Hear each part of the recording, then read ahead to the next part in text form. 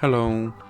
In this video I will show you how to change search engine into custom one on OnePlus 13R. So you have to start by opening your internet browser, and then you have to go to your custom search engine website, and for this video I will use yep.com.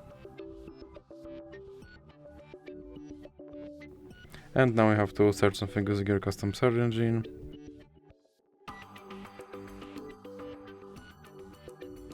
And then click on the three dots icon and go to settings.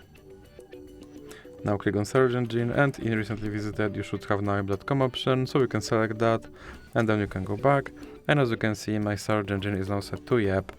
So that's it for this video. If you liked it, please remember to leave like and subscribe.